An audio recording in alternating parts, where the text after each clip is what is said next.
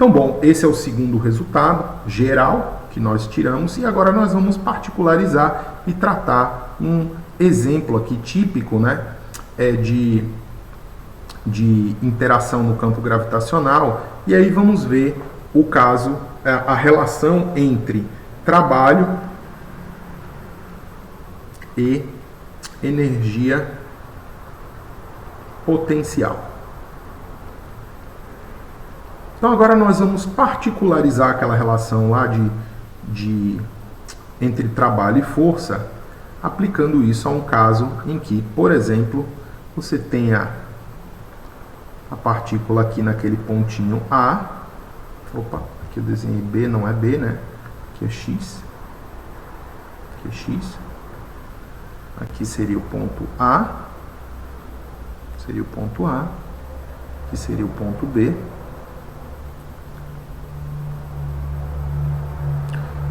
Com uma certa coordenada XA, aqui XB, aqui YA, aqui YB. E aquele trajeto lá que nós desenhamos só para ser ilustrativo é o nosso caminho, os caminhos C. Tudo bem? Então a ideia é essa e a gente vai agora particularizar o cálculo do trabalho nessa trajetória, supondo a existência de apenas uma força aqui, que é a força associada ao campo gravitacional. Essa força é Fg, chamaremos assim, a força peso, é m vezes g. Nessa nossa escolha de eixo, né, naturalmente, g é um módulo e ele se apresenta no sentido oposto à escolha desse versor j da base cartesiana. Então, j aponta para cá, é o versor diretor dessa reta, e i é o versor diretor dessa reta i. Então, na base cartesiana, esses são as componentes, né, básicas desse sistema cartesiano. Então, nesse caso, g vetor aponta na direção negativa de j. G está na direção de j, mas no sentido contrário. Então, isso aqui é menos mg na direção j. Então, você veja que essa força, ela só contém um termo aqui, que é aquilo que nós chamamos lá em cima de Fy, ou seja, esse é um caso particular de cálculo do trabalho pela equação 2 aqui, no qual a gente não tem nem Fx, porque não temos projeção na direção x, e não temos nenhuma força dirigida na direção z. Razão pela qual o único termo remanescente nessa equação seria Fy, e o único que importaria no caso. Então vamos voltar lá e simplesmente dizer, olha, pela equação 2, e tendo em mente essa equação aqui, chamaremos de 7, né? Pela 2 e 7, nós temos o seguinte, que o trabalho da força gravitacional entre os pontos A e B, ele é dado por uma integral, lá nós vimos, né? Menos mg, que é esse Fy, a componente da força na direção y, dy, e aqui, claro, antes aparecia o A como x, A, y, A, z, A, não importam essas direções x e z, então, portanto, y, A e y, B. É uma particularização daquele exemplo. Então, nós vemos aqui, naturalmente, que o trabalho da força gravitacional, mg, é constante, então isso aqui sai desse processo de integração, ficando somente dy aqui na integral. E essa integral é facílima de resolver, isso no fundo dá menos mg yb menos ya. Nós vemos já um resultado fundamental dessa equação, que é o seguinte: o resultado final só depende de ya e yb. Portanto, ele não depende da trajetória. Não depende da trajetória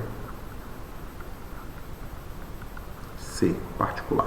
Então, você poderia ter pego qualquer trajetória C que ligasse os pontos A e B, o trabalho daria o mesmo. E, em particular, isso aqui pode ser escrito de uma forma sintética, né? Vamos jogar mg aqui para dentro. Então, isso ficaria mg YB menos YA, MG, YA. De modo que dá para reconhecer de imediato uma propriedade importante daqui, que é aquilo que nós chamamos na mecânica de energia potencial. Aqui nós temos uma forma de energia potencial, U, calculada no ponto D, e essa é uma forma de energia potencial UA, certo? Calculada no ponto A. De fato, né, nós poderíamos escrever de maneira geral, U é uma função de Y e ela é dada por mgy como uma altura. Nota que nesse caso, né, o zero de energia potencial, que é uma quantidade arbitrária, você pode escolher onde você quiser o zero de energia potencial, ele está em y igual a zero, porque em y igual a zero, se a gente substituir, U de zero é zero. Então isso aqui é uma consequência natural de definirmos o zero ali. A gente poderia ter definido em outro lugar, a gente poderia ter dito, olha, U é zero a gente mede energias potenciais a partir de A, de YA. Então, a gente teria que fazer uma nova definição para que essa energia fosse zero. Então, por exemplo, no caso em tela, né, se a gente quisesse, se mudássemos o zero para y igual a YA, essa função teria que ser assim, ó. Essa função teria que ser um U de Y ainda, mas ela seria mgy menos YA, natural. Eu só fiz uma espécie de shift, ou uma espécie de elevação no campo gravitacional, no sentido de dizer, olha, aqui é a minha marca zero, certo? De fato, você vê que em YA isso aqui é zero, para pontos acima de YA essa energia é positiva, para pontos para baixo ela é negativa, fim de papo, certo? Então esse ponto é arbitrário. O que nós queremos mais comentar é que o trabalho constitui uma espécie de variação, né, da energia potencial. Isso é que é o mais relevante aqui. E o que é importante é que, pelo fato de estarmos considerando o campo gravitacional, é que chegamos nesse resultado. Não é para todas as forças que esse resultado valerá. E a gente vai ver que uma implicação desse resultado é que o campo gravitacional, ou a força gravitacional, o trabalho feito por ela é compatível com o princípio de conservação de energia. Tá? Então nós vamos ver que, de fato, isso aqui é compatível com o princípio de conservação de energia. Então esse resultado aqui é um resultado também fundamental, nós vamos chamar esse resultado aqui de equação 8. E vale aqui um destaque final só para a gente mencionar porque esse sinal negativo, porque nós estamos indo contra o campo gravitacional, contra a aceleração do campo gravitacional, né? De fato, para que a gente se eleve no campo gravitacional, perceba, seja essa ou essa a definição que nós usemos, né, para calcular energias potenciais, tendo em conta que o zero é arbitrário, de um modo ou de outro, à medida que a gente sobe no campo gravitacional a partir do zero, né, então as energias potenciais elas vão aumentando. Isso quer dizer o quê? Quer dizer o seguinte, se essas energias potenciais aumentam, no caso de uma variação a partir dali, né, essa variação ela é positiva, então, portanto, o trabalho é negativo. Por que negativo?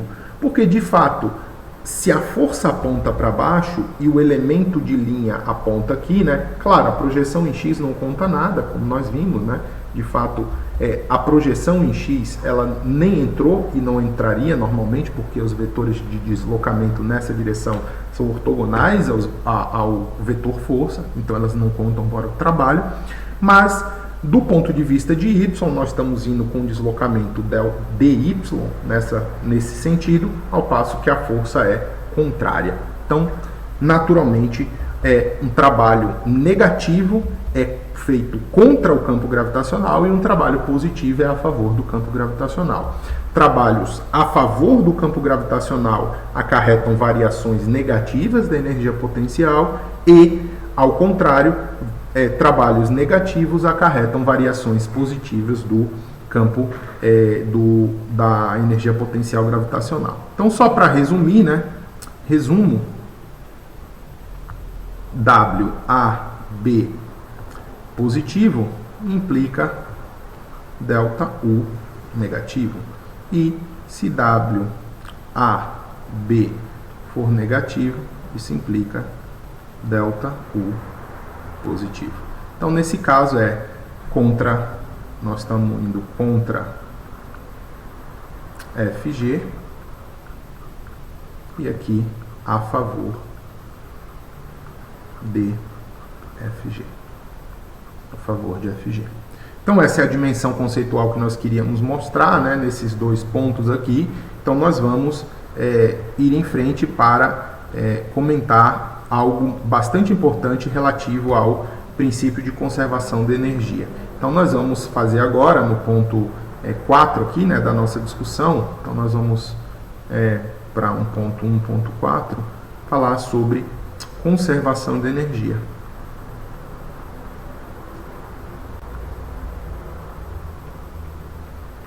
Qual é a relação que tem a conservação de energia com isso tudo que nós discutimos até aqui? Ora, pela definição de trabalho e pelo teorema da energia cinética, nós tiramos que trabalho é a variação da energia cinética, pelo resultado que nós nomeamos lá em cima, se não me engano, como 2. Vamos ver? Não, pelo contrário, 6. Então, pelo resultado 6, pela equação 6, pela 6, nós tiramos que isso aqui é igual a isso. Mas no caso específico do campo gravitacional, né? Então, pela 8 aqui, ó, pela 8, nós vimos que isso corresponde a menos uma variação de energia potencial. Então, isso implica o quê?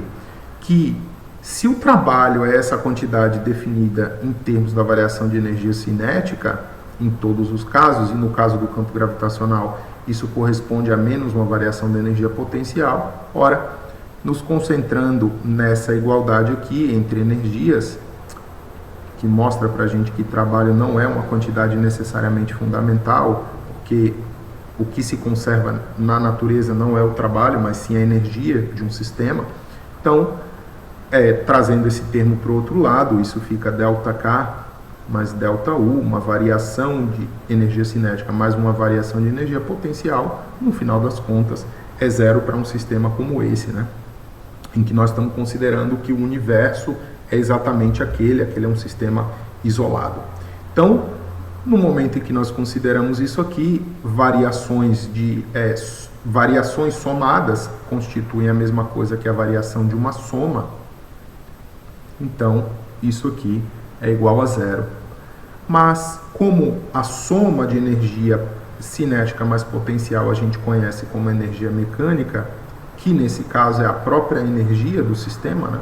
É a própria energia, haja visto que a gente não está considerando outras formas, a variação de energia é igual a zero. Então, esse resultado nos mostra o quanto toda essa discussão que nós fizemos a respeito de podermos definir uma energia potencial para o campo gravitacional nos levou a essa equação, que é uma síntese do chamado princípio de conservação de energia, porque o que estabelece essa equação é que se a variação é constante, a energia, que nesse caso se confunde com a energia mecânica, ela é uma constante. Ela é uma constante, porque não há variação entre os estados finais e inicial. Não há variação entre a energia em A e a energia em B. Há simplesmente o quê? Transformação de formas de energia, certo?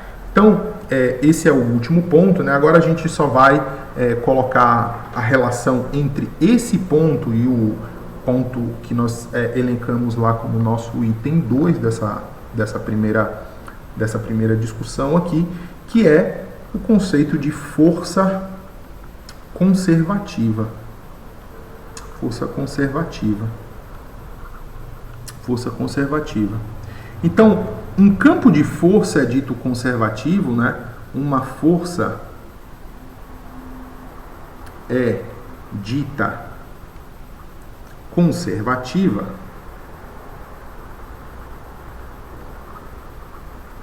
se nós podemos definir, né, para essa força uma certa relação, né, entre força e potencial. Então, se existe uma energia, ou melhor, uma função também potencial,